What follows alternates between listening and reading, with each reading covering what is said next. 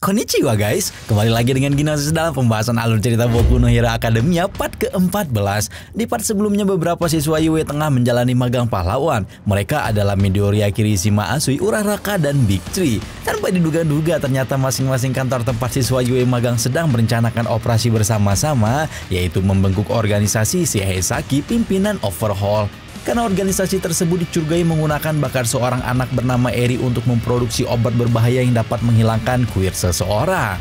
Nah, di part kali ini akan ada adegan baku hantam epik antara kubu pahlawan dan Overhaul yang akan ditutup oleh kematian salah satu pahlawan pro. Waduh, kira-kira siapa ya pahlawan yang akan mati? Langsung aja kita terobos. Kuy!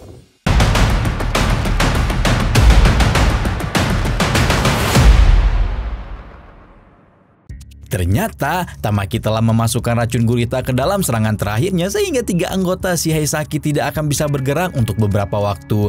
Setelah memastikan musuh-musuhnya tidak bisa berkutik lagi, Tamaki pun memutuskan untuk segera menyusul teman-temannya termasuk Mirio. Tapi ternyata luka yang dialami setelah pertarungan cukup membekas dan membuat Tamaki kekurangan darah, kehabisan tenaga dan akhirnya kehilangan kesadarannya. Minna wa chanto susumete iru darou ka? Ore mo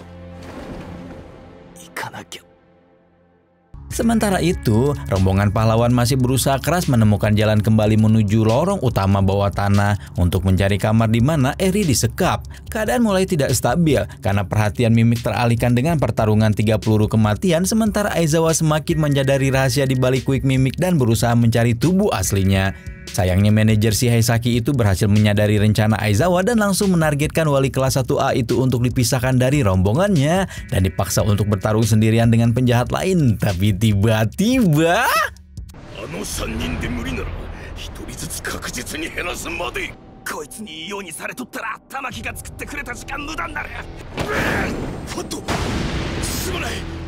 Tanpa diduga-duga ternyata Kirishima yang juga melompat untuk menyelamatkan gurunya malah terhisap ke dalam tubuh Fatgam dan ikut terpisah dari rombongannya. Di dalam lorong yang lebih dalam, Fatgam dan Kirishima tiba-tiba diserang oleh anggota 8 peluru kematian bernama Rappa yang memiliki kekuatan pukulan luar biasa keras. Pukulan Rappa bahkan bisa menembus bakat pengeras milik Kirishima.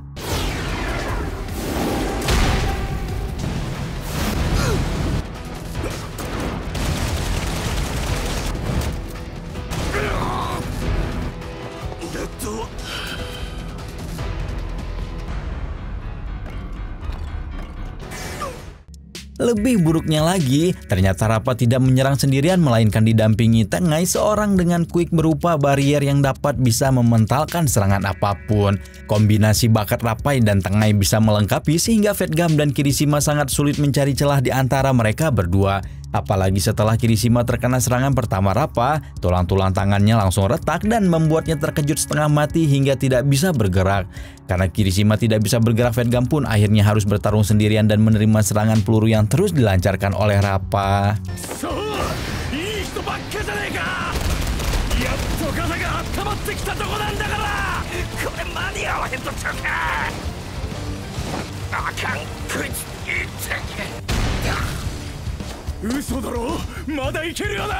Melihat Fatgam terus menjadi perisai untuk melindungi dirinya, Kirishima kembali merasa tidak berguna. Murid dengan kode name Red Riot itu teringat masa lalunya di mana ketika SMA Kirishima hidup sebagai seorang yang munafik dan berkoar-koar tentang sikap jantan, tapi ternyata dirinya sendiri memiliki sifat penakut. Berbeda dengannya, Mina yang juga satu SMP dengan Kirishima selalu bersikap pemberani dan menolong siapapun tanpa ragu-ragu.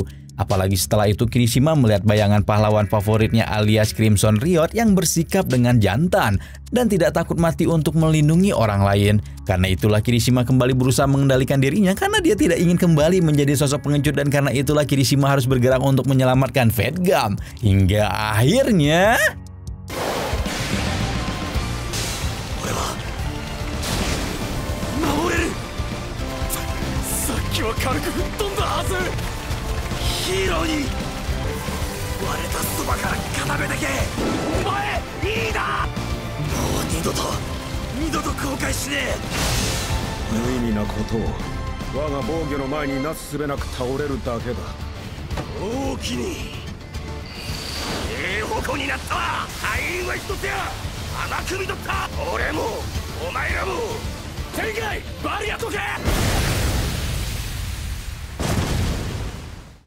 Serangan terakhir Vetgam telah berhasil membuat Rappa dan Tengai babak belur, tapi ternyata pertarungan dua pahlawan itu justru membuat Rappa sangat bahagia karena setelah sekian lama dia bisa menemukan lawan yang bisa bertarung melawannya. Tindakan kesatria Kirishima juga membuat Rappa kagum dan menaruh hormat kepada murid Yue itu sebagai musuh yang sepadan. Karena itulah tanpa mengindahkan perkataan Tengai, Rappa menunjukkan tempat pemulihan yang ada di lorong bawah tanah agar Vetgam bisa mengobati Kirishima, dan begitu Kirishima sembuh, Rappa berniat untuk mengulangi pertarungan mereka.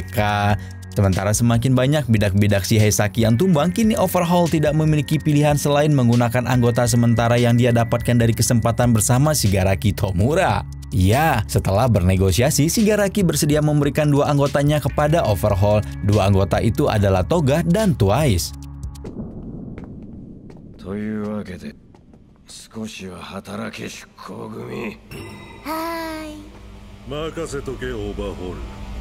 Sementara itu, rombongan pahlawan yang sebelumnya terpisah kini harus kembali menerima serangan dari Mimik yang mengubah ukuran ruangan menjadi lebih kecil dengan tujuan menggeprek para pahlawan seperti roti isi.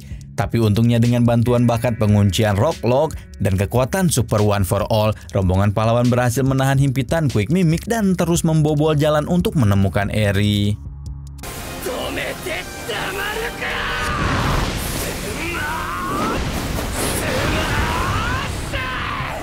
Tapi ternyata serangan itu adalah bagian dari rencana Mimik untuk memisahkan Rock Lock dari rombongan dan menukarnya dengan Toga yang sudah bersiap-siap.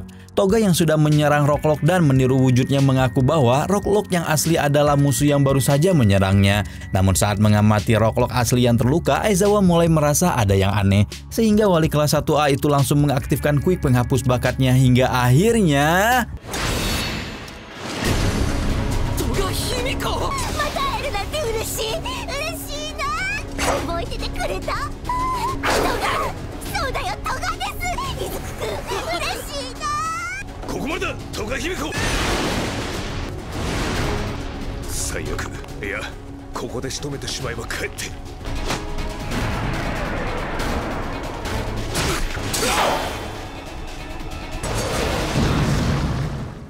Tidak hanya Toga, Twice yang sebelumnya dikirim oleh Shigaraki juga menyerap pasukan Night A dan para polisi dengan kemampuan penggadaannya. Tapi kali ini Twice menggandakan Rappa yang merupakan petarung paling tangguh di Shigesaki, tapi ternyata...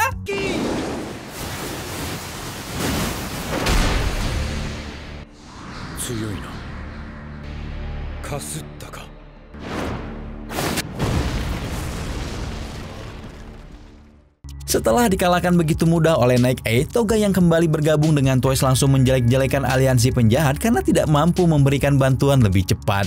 Padahal mereka berdua sudah berusaha menghadapi para pahlawan.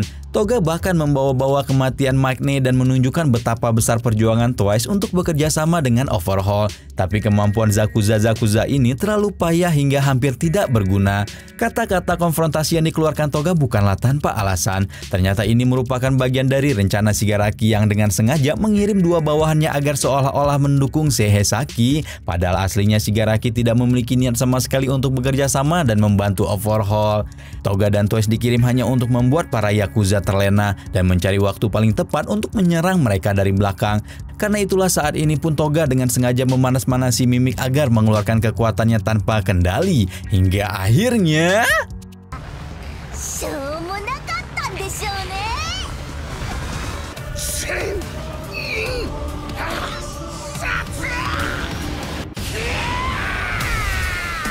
Begitu mengeluarkan bakatnya dengan membabik buta, lokasi keberadaan Mimik mulai terlihat dan disadari oleh para pahlawan.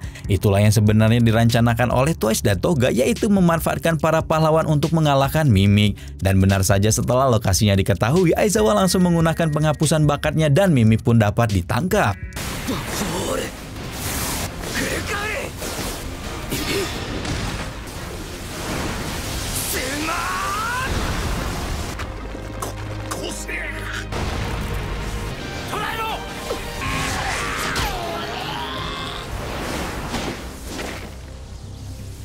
Sementara itu, Mirio akhirnya berhasil menyusul Chronostasis yang sedang bersama Eri.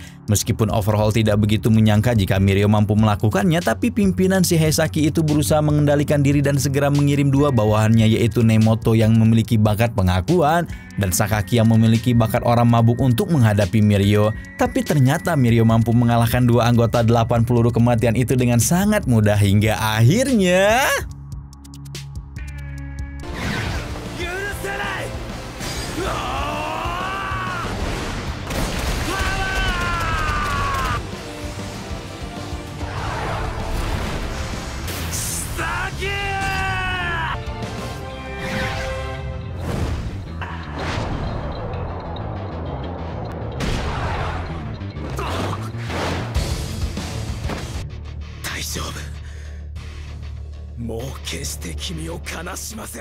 Eri yang melihat Mirio begitu nekat menyelamatkannya sangat khawatir. Bagaimanapun bakat Overhaul bukanlah kekuatan main-main yang bisa membunuh siapapun dengan sekali sentuh. Karena mengetahui ketakutan Eri, Overhaul juga harus menekan anak perempuan itu dengan mengatakan Eri hanya membawa kutukan dan kesakitan bagi orang lain. Bahkan sekarang Overhaul sudah mengakui terang-terangan bahwa Eri bukanlah anaknya dan langsung menyerang Mirio sekaligus Eri dengan bakatnya.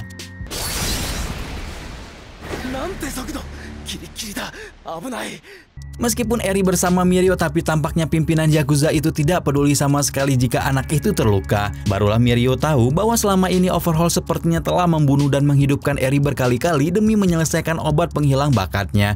Keberadaan Eri tidak lebih dari sekedar bahan baku bisnis bagi Overhaul, dan hal itu semakin mendorong Mirio untuk membawa Eri keluar dari pengaruh Overhaul agar gadis kecil itu bisa bahagia. Mirio pun melanjutkan baku hantamnya dengan Overhaul, dan meskipun dia hanyalah siswa magang, kemampuan Mirio memang sama sekali tidak lemah daripada pahlawan. Semua pergerakan Overhaul maupun Chronostasis berhasil diprediksi oleh Mirio, sehingga membuat serangannya terus menembus pertahanan Overhaul dan membuat pimpinan Heisaki itu semakin frustasi.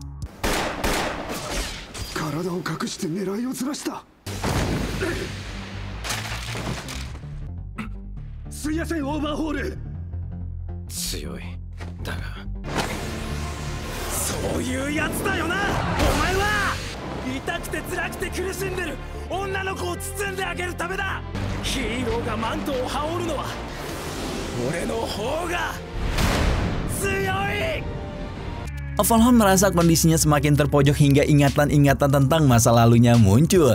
Bagaimanapun kelompok Yakuza ini sudah hampir benar-benar hancur, dan dengan usaha kerasnya kini si Heisaki mulai bisa bangkit lagi.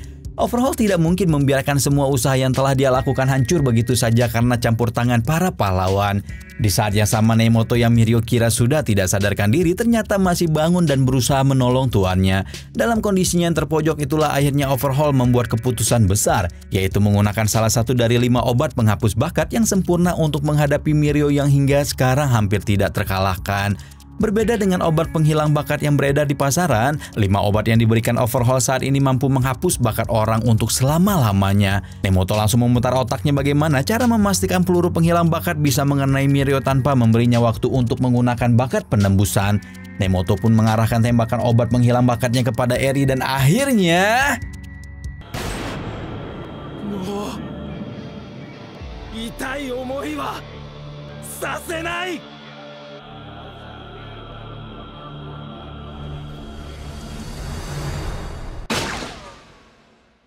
Mirio langsung sadar bahwa bakatnya telah hilang dari dalam dirinya. Ketika itu semua ingatannya tentang perjuangannya mengendalikan bakat dan perjuangan ayahnya untuk mendukung dirinya menjadi pahlawan bermunculan di dalam ingatan Mirio. Mirio mengingat keinginannya menjadi pahlawan yang sangat kuat, dan hal itu membuat siswa nomor 1 Yue itu tidak mau menyerah. Sehingga pahlawan dengan kode name Lemion itu masih terus berusaha memberikan perlawanan kepada Overhaul bahkan tanpa bakatnya sekalipun.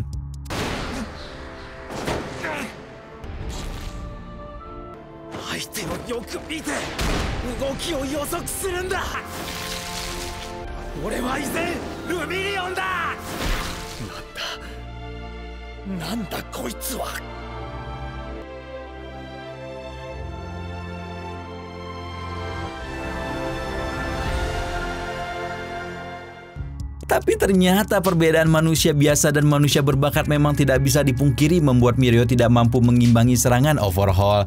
Meskipun sudah menggunakan kemampuan prediksinya, akhirnya Mirio pun terkena serangan Overhaul dan terluka cukup parah. Walaupun begitu, Mirio masih belum mau menyerah menghadapi Overhaul sehingga membuat ketua Yakuza itu semakin merasa muak dan memutuskan untuk segera menghabisi Mirio. Tapi tiba-tiba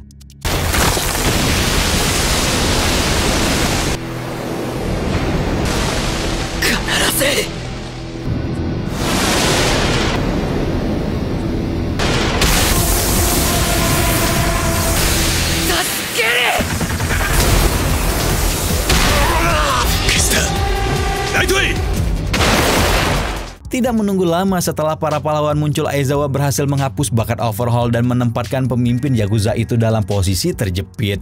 Ketika itu Naik masuk dan melihat murid kesayangannya dalam keadaan babak belur, tapi tiba-tiba Kurono yang sebelumnya masih pingsan tiba-tiba melesatkan jarum waktunya. Dan Aizawa yang terkena jarum tersebut tidak dapat bergerak sama sekali dalam waktu dekat. Tidak selesai sampai di situ, begitu terlepas dari bakat Aizawa, Overhaul langsung mengeluarkan jurus andalannya, yaitu menyerap tubuh Nemoto untuk membentuk ulang dirinya menjadi makhluk yang jauh lebih kuat.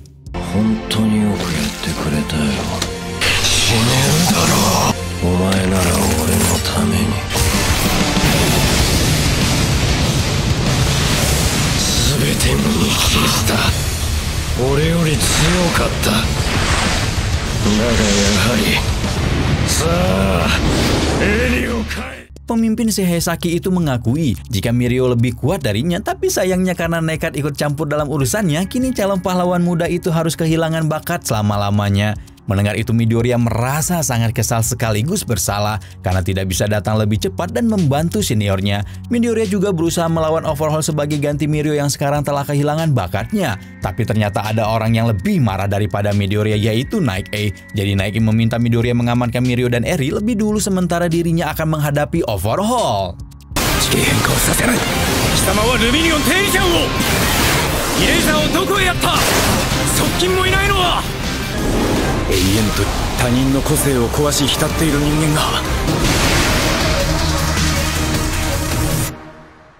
Bagaimana Naik tidak marah? Dia telah mendidik dan membimbing Mirio segenap jiwanya dan berhasil menjadikan Mirio seorang pahlawan super kuat seperti sekarang. Namun tiba-tiba karena perbuatan Overhaul, muridnya harus kehilangan bakat selama-lamanya. Sementara Naik menghadapi Overhaul, Midoriya membantu Mirio dan Eri keluar dari arena baku hantam. Tapi tiba-tiba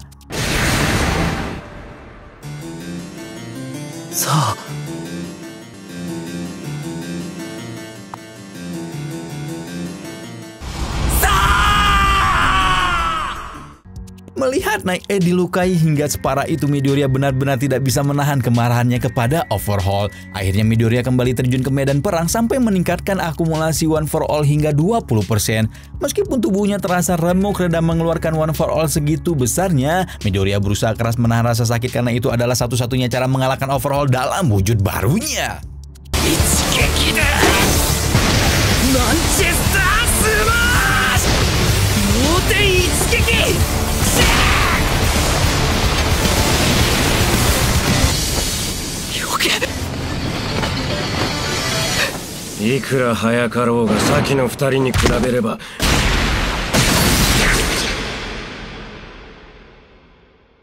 Setelah berhasil melukai Midoriya, Overhaul mengirimkan pesan kepada Eri bahwa semakin Eri berusaha kabur, akan semakin banyak orang yang akan kehilangan nyawa karena melindunginya. Hal itu membuat Eri ketakutan dan akhirnya kembali ke arena pertempuran. Melihat Eri kembali, tentu saja Midoriya panik dan meminta gadis itu segera lari sebelum Overhaul kembali mengincarnya. Tapi ternyata tekanan dan rasa takut yang ditanamkan oleh Overhaul selama ini begitu melukai mental Eri, hingga akhirnya Eri menyerah meminta bantuan dan memilih kembali kepada Overhaul. Melihat itu Overhaul tertawa senang dan berkata kepada Midoriya untuk mengurungkan niatnya menyelamatkan Eri karena gadis itu tidak mengharapkan bantuannya lagi. Tapi ternyata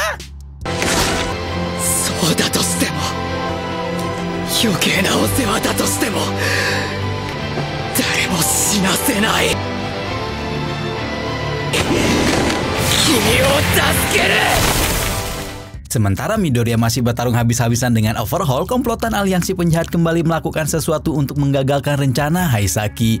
Toga berubah menjadi Midoriya untuk meminta bantuan agar rombongan Ryuki yang berada di luar gedung bisa bergabung dengan teman-temannya dan membantu Midoriya mengalahkan Overhaul.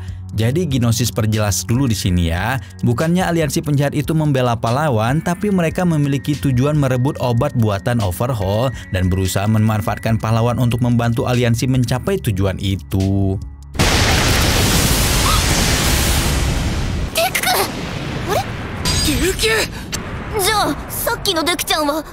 Meskipun hanya bagian dari rencana aliansi, setidaknya karena bala bantuan datang, kini Midoriya bisa menyerahkan Night A yang terluka parah kepada teman-temannya dan fokus menyelamatkan Eri. Overhaul kembali mengacak-acak ruangan dan membuat semua benda di sekitarnya terlempar termasuk Eri dan jubah Mirio yang sebelumnya digunakan untuk melindungi Eri. Melihat jubah itu juga Midoriya yang masih berusaha mati-matian menyelamatkannya, pikiran Eri menjadi terbuka. Karena itulah kini Eri membulatkan tekad dan mengisi kembali semangat hidupnya. Karena Eri mengerti sama seperti Mirio, Midoriya juga tidak akan berhenti bertarung sebelum dia berhasil diselamatkan, sekalipun hal itu akan membuat Midoriya kehilangan nyawanya. Overhaul yang menyadari Eri kini sudah berani keluar dari zona nyamannya dan melepaskan diri dari pengaruhnya jadi menggila dan menyerang Midoriya dengan membabik buta. Dan begitulah baku hantam Midoriya melawan Overhaul untuk memperebutkan Eri pun dimulai.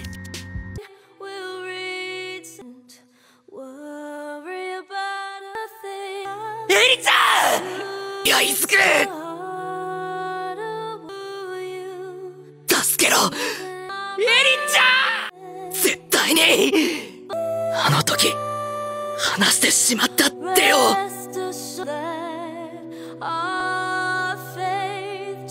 掴み続けるんだ！今度はしっかり！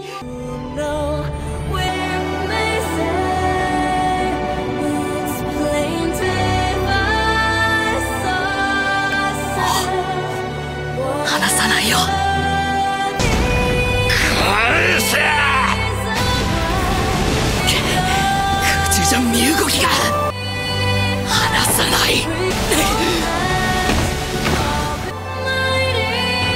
必ず勝って必ず助ける。もう絶対にさせない。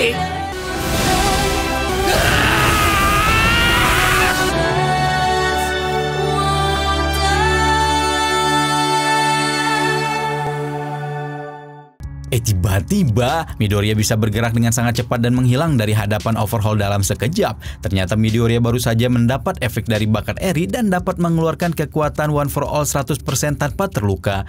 Barulah di sini Midoriya memahami bakat Eri yang merupakan kemampuan untuk memundurkan kondisi manusia. Dengan bakat Eri itulah luka yang sebenarnya timbul saat menggunakan One for All 100% langsung kembali seperti sedia kala seperti waktu Midoriya belum terluka. Tapi menurut Overhaul, bakat Eri yang belum bisa dikendalikan itu sangat berbahaya dan bisa membuat Midoriya menghilang dari dunia seperti saat manusia belum dilahirkan.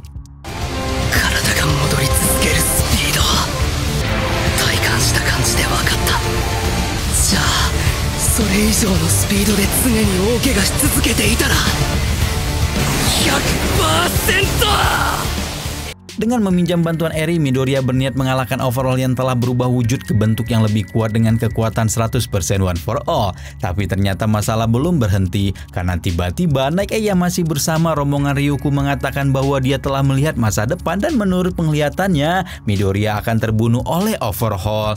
Night A meminta Ryuko untuk membawanya ke permukaan agar bisa melihat kondisi pertarungan dan berusaha mencari jalan keluar untuk mengubah masa depan. Walaupun selama ini dia tidak pernah berhasil melakukannya. Kembali lagi ke baku hantam antara Overhaul yang terus memaksa Midoriya mengembalikan Eri. Ketua Yakuza itu terobsesi kepada Eri bukan tanpa alasan. Overhaul menganggap bakat Eri itu bisa dimanfaatkan untuk mencapai tujuannya, yaitu kembali kepada kehidupan umat manusia ke zaman bakat belum ditemukan. Karena Midoriya tidak mau menuruti permintaan Overhaul, baku hantam antara Midoriya dan Overhaul pun tidak terhindarkan lagi. Hingga akhirnya...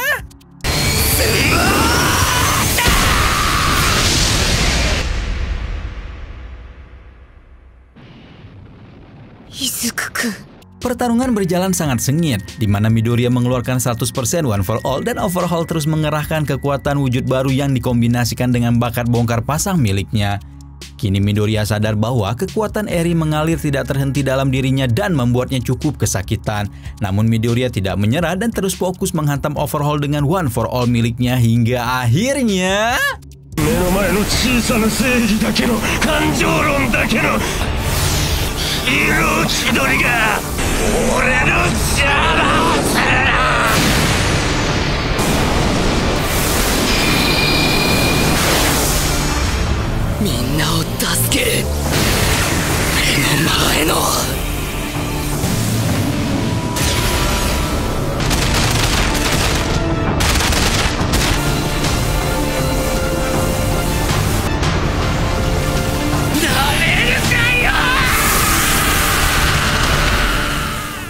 Night-A melihat pemandangan di depannya tanpa berkedip. Masa depan yang dia lihat adalah Midoriya terbunuh dan Overhaul melarikan diri. Tapi apa yang sebenarnya terjadi justru Midoriya masih berdiri tegak sementara Overhaul telah tumbang. Barulah di sini Night-A sadar bahwa Midoriya mungkin adalah satu-satunya orang yang bisa mengubah masa depan. Sesuatu yang belum bisa dia lakukan hingga saat ini.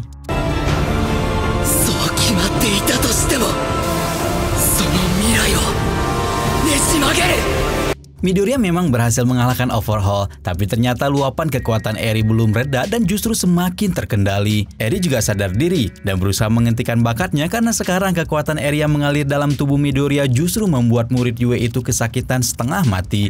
Dia tetap tidak berhasil melakukan itu hingga akhirnya... Midoriya. Eri telah berhasil dihentikan dan Overhaul beserta komplotannya juga berhasil ditangkap dan ditangani oleh kepolisian Jepang. Tapi tanpa diduga-duga di tengah perjalanan membawa Overhaul ke kantor polisi, tiba-tiba aliansi penjahat menghadang mobil polisi dan melakukan penyerangan untuk mengambil alih Overhaul dan obat penghilang bakat yang dibawa bersama dengannya. Meskipun ada satu pahlawan pro yang bersama Snake yang ikut serta untuk mengawal Overhaul, ternyata kekuatan aliansi penjahat masih jauh lebih kuat dan pahlawan itu pun berhasil dilumpuhkan. 遺族の気持ちを考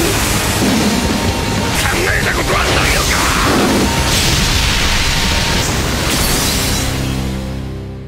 Singkat cerita, semua polisi berhasil dihabisi dan Overhaul sudah berada di tangan aliansi penjahat. Ternyata hal itu sengaja dilakukan oleh Shigaraki agar dia bisa menghancurkan tangan Overhaul dan membuat mantan ketua Yakuza itu kehilangan bakat selama-lamanya sebelum merebut obat penghilang bakat. Shigaraki merasa sangat puas karena sekarang pemimpin Yakuza yang sudah dicari-cari dengannya itu tidak memiliki apa-apa lagi baik bakat maupun hasil kerja kerasnya selama ini.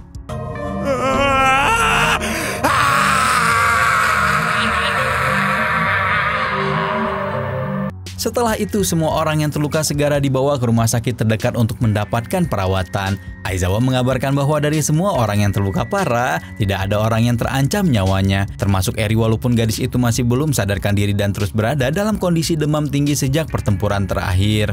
Ketika itu Midoriya melihat All Might berada di rumah sakit, karena ternyata tidak semua orang yang selamat.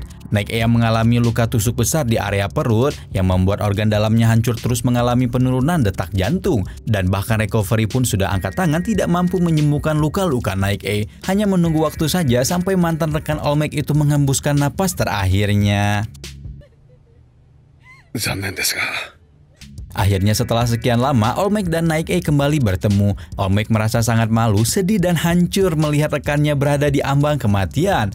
Mantan pahlawan nomor 1 itu tidak bisa mengatakan apa-apa kecuali permintaan maaf dan permohonan agar Night-A terus berusaha bertahan hidup. Tapi Night-A sendiri sudah mengetahui bahwa saat ini adalah akhir hidupnya. Night-A hanya ingin All Might tahu bahwa selama ini dirinya tidak pernah membenci All Might dan hanya ingin All Might terus hidup. Meskipun Night-A harus mati, dia tidak memiliki penyesalan lagi, karena hari ini Midoriya menunjukkan kepadanya bahwa dengan kekuatan harapan masa depan yang sangat ditakutkan, Night-A benar-benar bisa diubah. Satu hal yang masih membebani hatinya adalah Mirio, murid kebanggaannya yang harus dia tinggalkan dalam keadaan tanpa bakat. Namun Night-A harus menerima takdirnya, dia yakin dengan kemampuan Mirio muridnya akan baik-baik saja. Setelah menyampaikan salam perpisahan, Night-A pun mengaktifkan bakat penglihatannya untuk terakhir kalinya, dan akhirnya... Mirio, お前は大丈夫。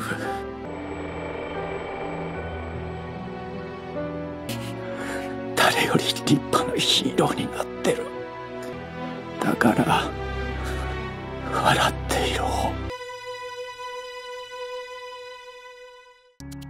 Sementara itu di saat yang sama operasi overhaul, ternyata Gran Torino dan Sukauchi sedang melakukan penyelidikan dan mengikuti pergerakan Kurogiri ke sebuah gunung.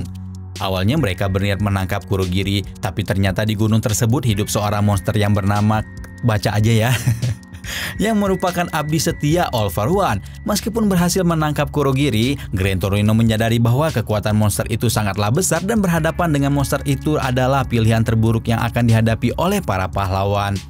Lalu kita kembali lagi ke rombongan Yue di rumah sakit. Karena kondisi siswa-siswa Yue sudah membaik, mereka diperbolehkan kembali ke asrama untuk mengikuti kegiatan sekolah. Sebelum pulang, Midoriya mengunjungi Mirio yang masih berada dalam pengawasan setelah kehilangan bakat.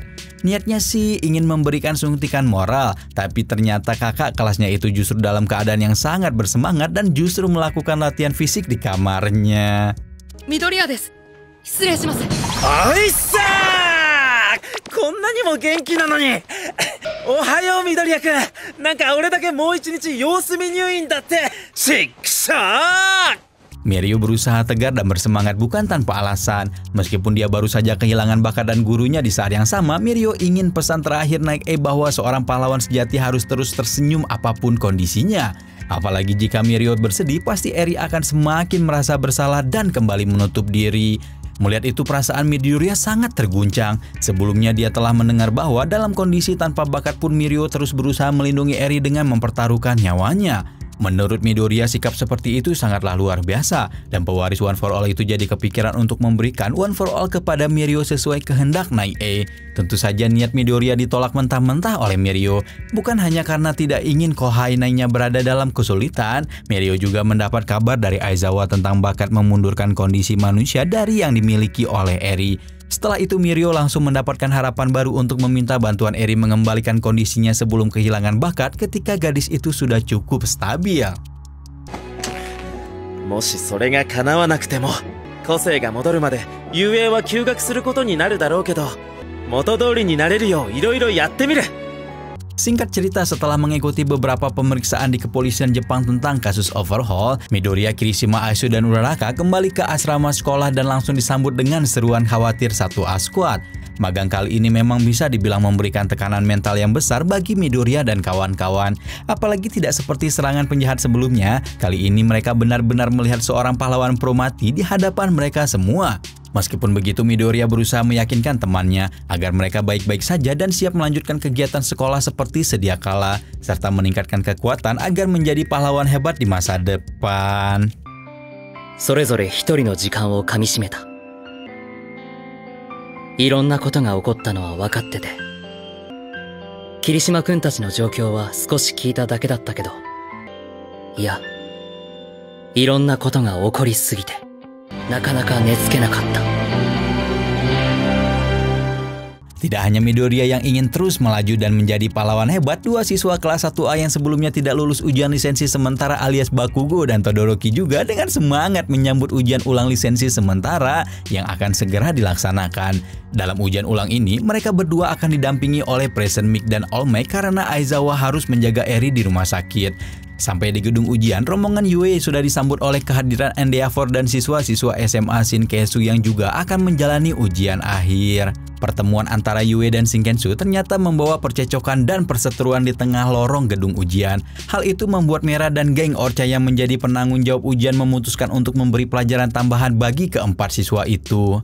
Singkat cerita, waktu ujian pun tiba, dan sesuai rencana Mera dan geng Orca sebelumnya, Bakugo, Todoroki, Inasa, dan kami akan diberikan ujian khusus yang harus mereka taklukkan sebelum menjalani ujian yang sebenarnya. Kita sebut aja mereka F4 ya. Nah, F4 sudah sangat bersemangat menyambut ujian khusus mereka, tapi ternyata... それが貴様らへの試練だ。人を経て彼らと心を通わせてみせよ。 Ternyata ujian khusus yang harus mereka jalani adalah memenangkan hati siswa SD Masegaki dan mengubah perilaku anak-anak SD yang sangat bermasalah dan tidak memiliki rasa hormat kepada orang yang lebih tua, bahkan gurunya sendiri. Sekejap gedung ujian menjadi sangat gaduh karena anak-anak SD itu benar-benar tidak bisa diatur. Bahkan mereka mulai meremehkan F4 dan menganggap setiap orang dewasa lebih rendah dari mereka. すみませんすみませんすみません。うちのクラスちょっとした問題児だらけで、何をするにも反抗的で、皆さんに早速ご迷惑を。 Sementara F4 masih fokus ujian, kita lihat dulu dua pahlawan pro yang sama-sama pernah menempati peringkat 1, yaitu Olmec dan Endeavor. Sejak bertemu pertama kali di gedung, Endeavor sudah mengajak Olmec ngobrol cantik berdua dan membicarakan sesuatu yang membebani Endeavor. Ternyata pahlawan Abindraka itu sedang berusaha berkonsultasi kepada Olmec tentang peningkatan angka kejahatan sejak Olmec pensiun. Pahlawan nomor 1 itu merasa ada sesuatu yang sudah dibangun Olmec sejak dahulu perlahan-lahan mulai runtuh. Sesuatu itu tidak lain dan tidak bukan adalah simbol perdamaian. Sekarang kita balik lagi ke ujian khusus yang telah dimulai dan kondisi gedung yang sudah cukup ramai karena kegaduhan yang disebabkan oleh anak-anak SD. Meskipun kondisi gedung cukup riuh, melihat sebuah acara yang sepi-sepi aja itu membangkitkan hasrat Veteran Mix sebagai MC kondangan profesional dan akhirnya mengambil alih mikrofon merah untuk menjadi komentator dadakan ujian lisensi sementara. However, 何をどうしたらいいのさ。何をしょもよ先生。小学校低学年は人格形成において大切な時期です。 Curahan hati ibu guru ternyata mampu mengetuk hati F4 dan membangkitkan semangat 4 siswa SMA itu untuk segera memperbaiki perilaku barbar anak SD itu. Meskipun sudah semangat 45, ternyata menaklukkan anak-anak toksik itu tetap bukan perkara mudah. Inasa yang sudah berusaha memberikan petua dan nasihat tentang menjadi pahlawan yang baik malah kena mental karena nasihat itu dikembalikan oleh siswa SD kepada dirinya sendiri. Narenai? Todoroki sebagai murid paling elit di jajaran kelas 1 UA juga langsung kicep saat diledek membosankan oleh anak-anak SD barbar itu. Karena berbagai metode mulai dari nasihat, teriakan hingga pidato singkat tidak berhasil, akhirnya kami dan Bakugo mengemukakan rencana untuk menaklukkan anak-anak SD itu dengan langsung menunjukkan bakat mereka masing-masing. Melihat siswa-siswa SMA di hadapan mereka berdiskusi dengan cukup mencurigakan, akhirnya anak-anak SD Masegaki itu pun merasa kesal dan berniat menantang F4 dalam baku hantam langsung. Dan hal itu membuat guru merasa sangat khawatir karena ternyata... すみません、悠長に話してる場合じゃないですよ。俺たちは知ってるんだぜ。来いよガキども。俺たちの方ができるってことをさ。本気で皆さんを任す気でいます。 Dan waduh, akhirnya Bakugo ketemu lawan yang sama-sama barbarnya nih. Apakah F4 mampu menaklukkan bocah-bocah random super barbar SD itu? Dan bagaimana hasil bimbingan skripsi tentang simbol perdamaian antara Olmec dan Endeavor? Nantikan terus kelanjutan ceritanya dalam pembahasan alur cerita Boku no Hero Academia part ke-15 ya. Gnosis pamit dulu. Bye-bye.